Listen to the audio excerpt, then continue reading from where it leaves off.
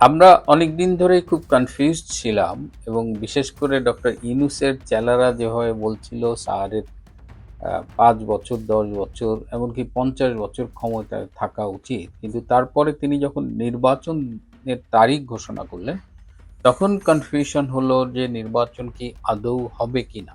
তো নির্বাচনটি হওয়ার একটি সম্ভাবনা তৈরি হয়েছে। তো এখন যেটি আলোচনা আছে যে নির্বাচনের পরে কি হবে? ডক্টর ইউনূস কি ক্ষমতা ছেড়ে চলে যাবেন নতুন যারা নির্বাচিত হবেন তাদের ক্ষমতা দিয়ে, নাকি কি করবেন? এই ব্যাপারে কিছু তথ্য আমাদের কাছে এসেছে।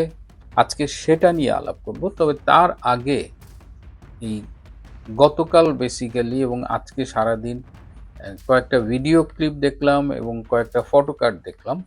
পত্রিকায় নিউজও ছেপেছে যে গতকাল আ বুধবার digital device and innovation expo ২০২৬, এটি ৪ দিনব্যাপী একটা এক্সপো। এটি হচ্ছে চীন বাংলাদেশ মৈত্রী সম্মেলন কেন্দ্রে।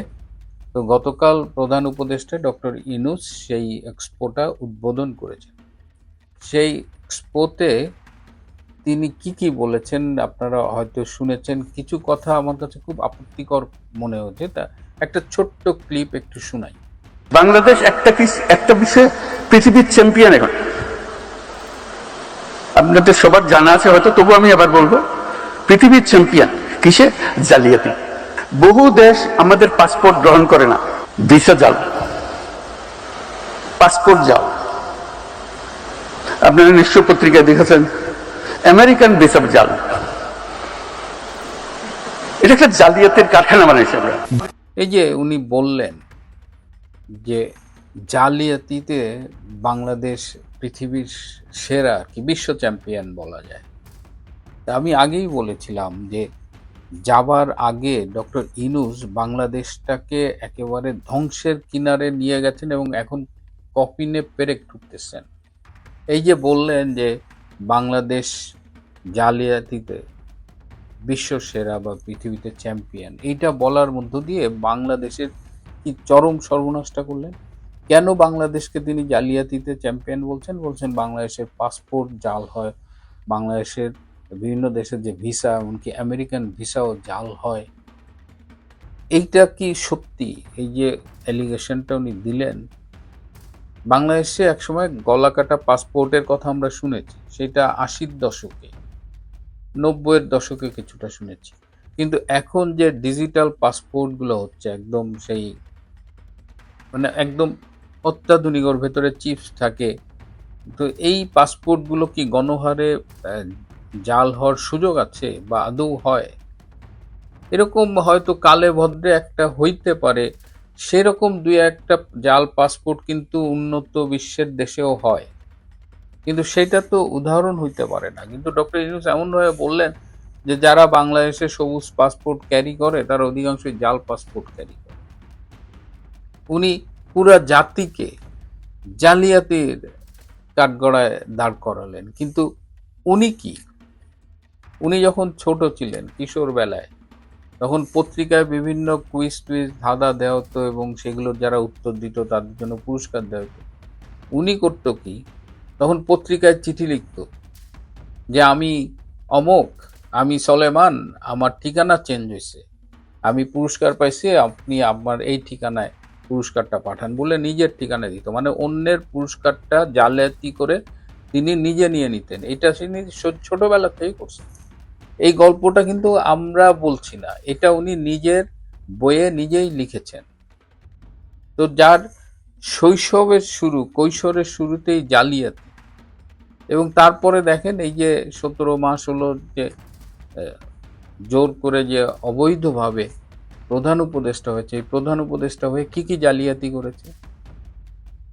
নিজের যা উপকার করা সব করছে, নিজের বিরুদ্ধে মামলা খারিজ করে দিছে, গ্রামীণের ৬৬৬ কোটি টাকা কর মওকুফ করেছে, গ্রামীণের মালিকানা ছিল সরকারের সেটা কমিয়ে 10%-এ নিয়ে আসছে, গ্রামীণের সব ট্যাক্স, গ্রামীণ কিন্তু ব্যাংকিং নিয়ম মেনে চলে, তার ট্যাক্স ২০২৯ পর্যন্ত মাফ করে দিয়েছে, বিশ্ববিদ্যালয়ের অনুমতি নিয়েছে, মেডিকেল কলেজের অনুমতি নিয়েছে, আদম রপ্তানির লাইসেন্স নিয়েছে।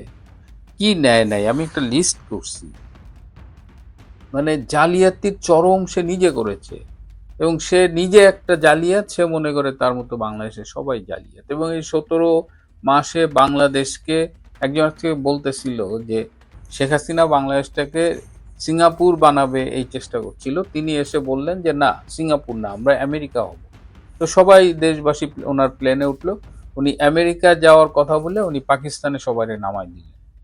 বাংলাদেশ একটা উদীয়মান ইমার্জিং একটা ইকোনমির দেশ, সেই দেশটাকে এখন পাকিস্তানের মতো ফকির বানাচ্ছে। বিদেশি বিনিয়োগ অলরেডি 62% নাই হয়ে গেছে। আমাদের এই যে 12ই ফেব্রুয়ারি যে একতরফা নির্বাচন করার চেষ্টা করছে, তার মধ্য দিয়ে গণতন্ত্র জাদুঘরে চলে গেছে। ট্রান্সশিপমেন্ট চুক্তি বাতিলের মাধ্যমে $2 বিলিয়ন রপ্তানি আজকে ঝুঁকির মুখে। নন ডিসক্লোজার এগ্রিমেন্টের মধ্য দিয়ে 5টি বন্দর বিদেশিদের হাতে তুলে দিচ্ছে। বাংলাদেশের সব উন্নয়ন কার্যক্রম থমকে গেছে, কোনো উন্নয়ন কার্যক্রম নতুন করে শুরু করেনি, কিন্তু ইতিমধ্যেই $18 বিলিয়ন লোন নিয়ে ফেলেছে এবং সেই লোনের টাকা হাওয়া হয়ে গেছে। লন্ডন প্রবাসী একজন অর্থনীতিবিদ আছে মামুনুর রশিদ, তিনি বললেন যে 200 বিলিয়ন মার্কিন ডলার তারা দেশ থেকে অলরেডি 17 মাসে পাচার করেছে। 200 বিলিয়ন ডলার, চিন্তা করা যায় মানে কি পরিমাণ ফ্রডকে এই মানুষ ক্ষমতায় বসিয়েছে, জোর করে মানুষের সাথে প্রতারণা করে তিনি এই কাজটা করেছেন। এখন এই লোকটা ক্ষমতার থেকে তো যেতে চান না, কিন্তু তিনি ফেব্রুয়ারির ইলেকশনের পরে কি চলে যাবেন?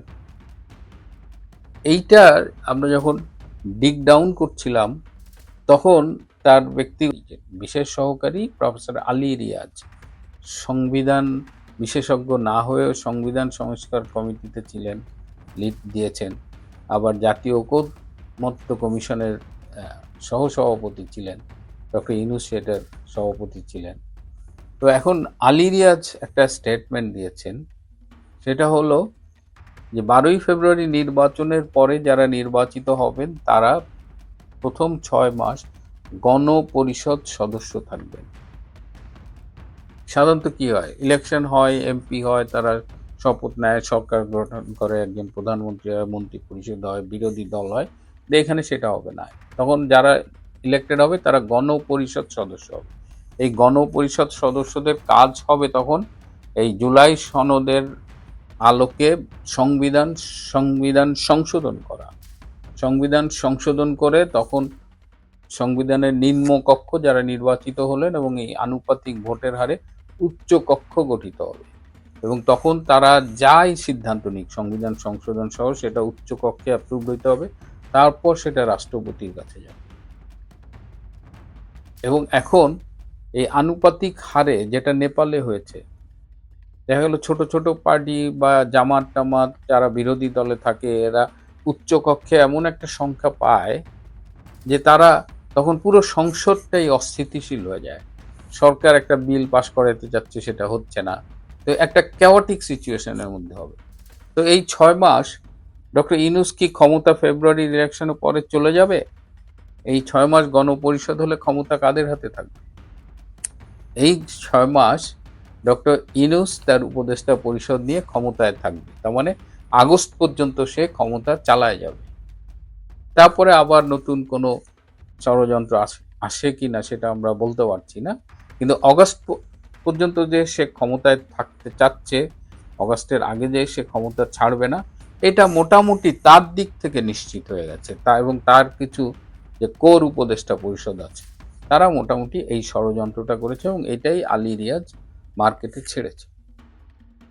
এই কথা শোনার পরে আমি আমার একটি সূত্র বিএনপির কেন্দ্রীয় নেতৃবৃন্দের সাথে যোগাযোগ করেছিলেন, যে খুব গুরুত্বপূর্ণ এক নেতা, তিনি বলেছেন যে নির্বাচনটা শুধু হোক, যদি বিএনপি মেজরিটি নিয়ে ক্ষমতায় যায় তাহলে সর্বোচ্চ ডক্টর ইউনূসকে সময় দেওয়া হবে 10 দিন।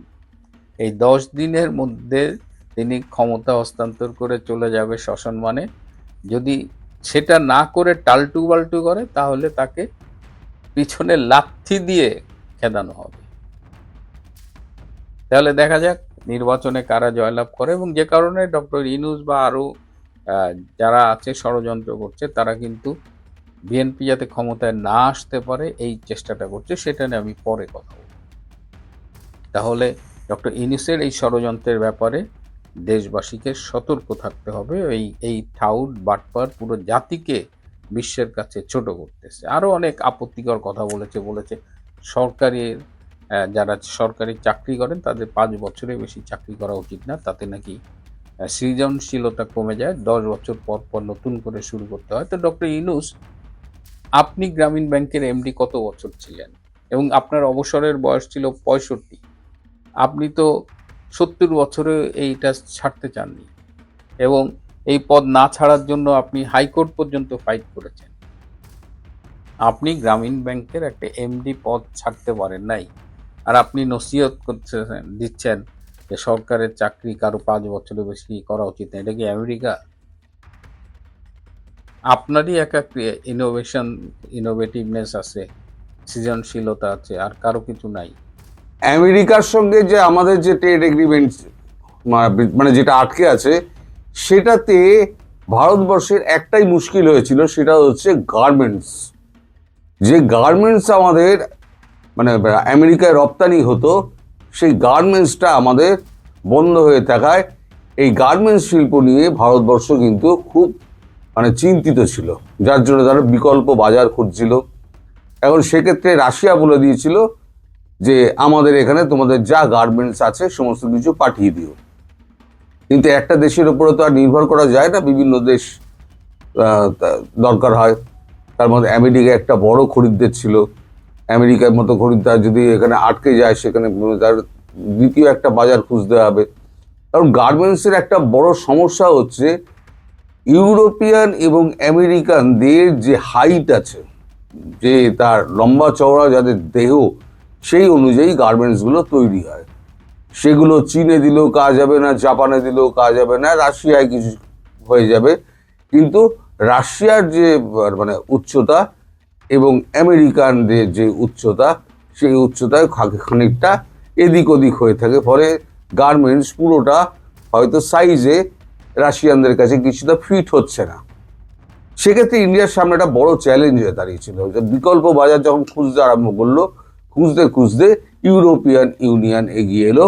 ইউরোপিয়ান এগিয়ে এসে তখন এখন গত কয়েকদিন আগে যে ফ্রি ট্রেড এগ্রিমেন্ট এখন ভারতবর্ষের সঙ্গে শুরু হলো, সেই ফ্রি ট্রেড এগ্রিমেন্টে গার্মেন্টসের ওই সমস্যাটা সম্পূর্ণভাবে মিটে গেছে।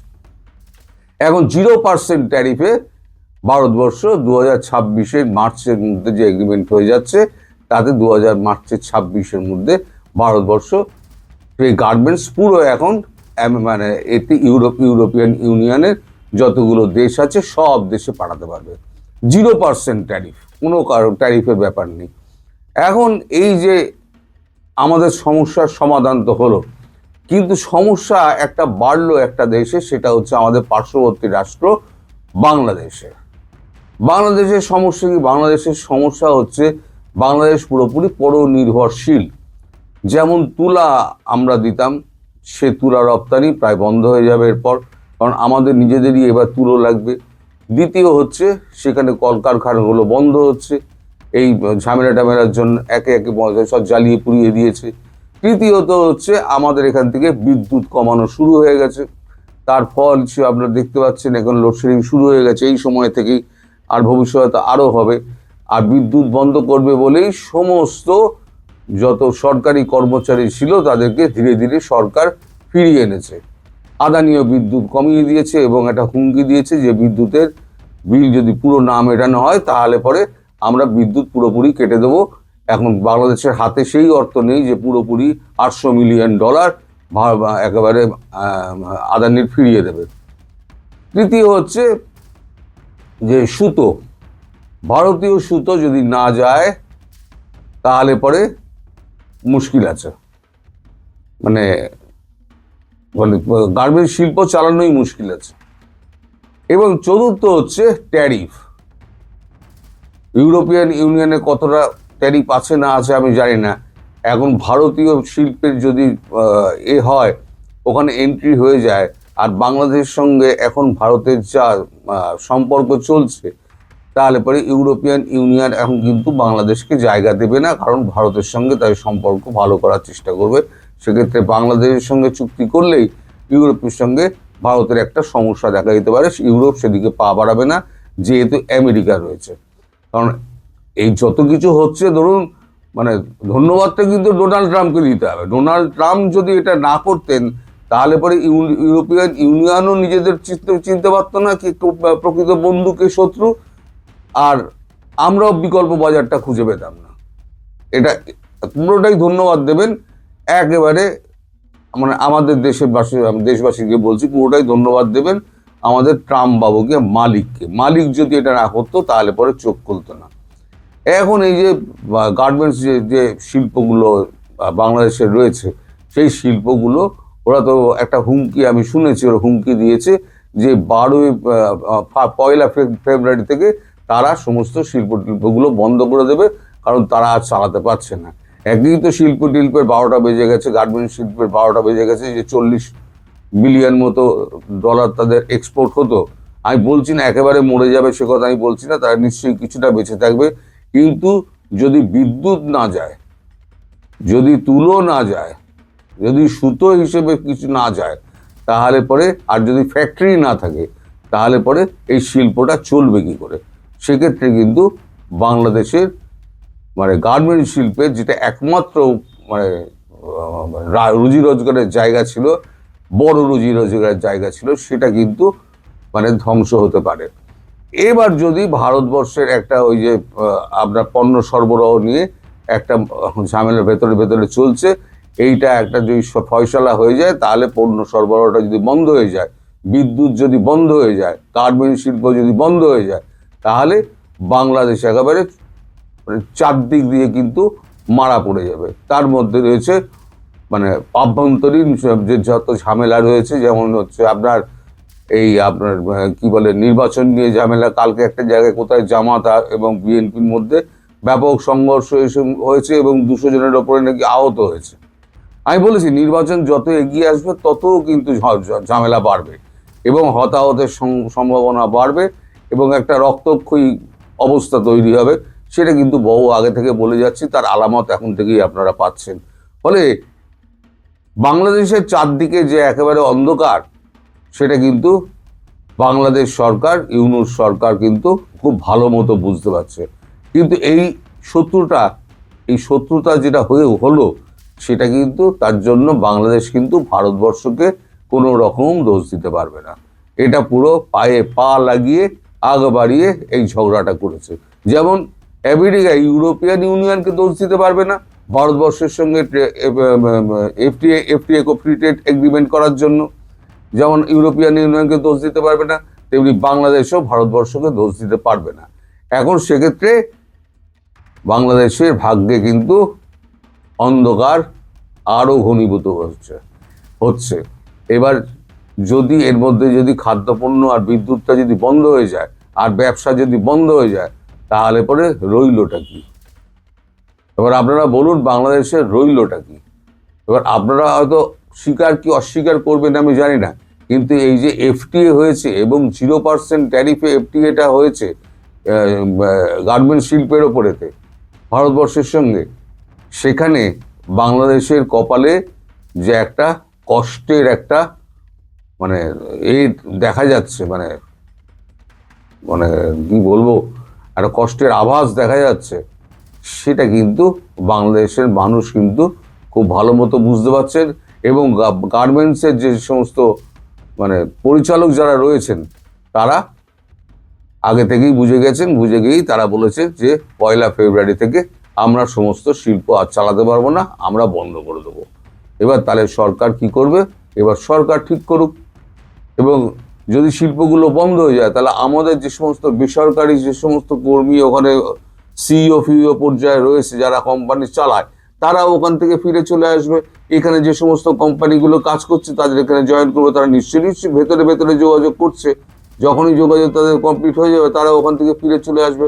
কারণ তার যদি বিদেশে কোম্পানি বন্ধ হয়ে যায়, তারা থেকেই করবে। একই তো ল অ্যান্ড অর্ডারেরই অবস্থা, ভবিষ্যতে কি হবে তাও বলা যায় না। আরো সংঘর্ষ আরো বাড়বে, যতদিন আসবে তত নির্বাচনে তত সংঘর্ষের উত্তাপ বাড়বে। এখন সেক্ষেত্রে বাংলাদেশ আরো অশান্ত হবে। মোটামুটি এই যে এফটিএ এবং এফটিএ নিয়ে ইউরোপিয়ান ইউনিয়ন এবং ইন্ডিয়ার মধ্যে যে চুক্তিটা হলো, এফটিএটা হলো, সেটা কিন্তু বাংলাদেশকে বড় রকমের ধাক্কা দিল, এটুকু বলা